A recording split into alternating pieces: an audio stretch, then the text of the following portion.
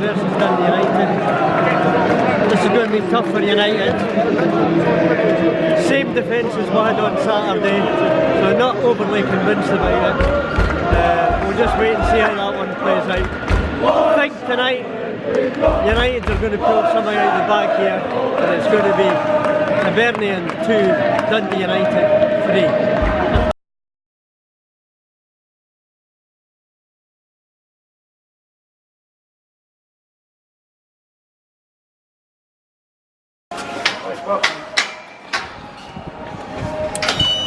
Oh, there we go, Paul.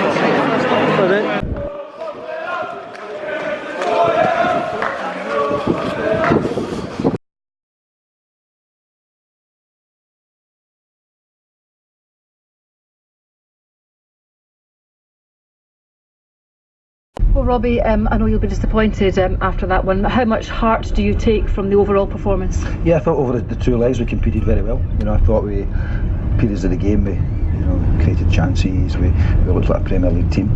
I think there's areas that we need to improve in. We know that. If we're going to try and compete next year, if we go over the line in the Championship. But it was a good marker for us. It was a very tough game at a tough venue, and we competed well. We lost, a goal from a penalty and then 2 set plays. So it shows those key moments at times when you're playing in the Championship. You're 9 times out of 10 you'll get away with that. When you play at a higher level, you get punished like we did today.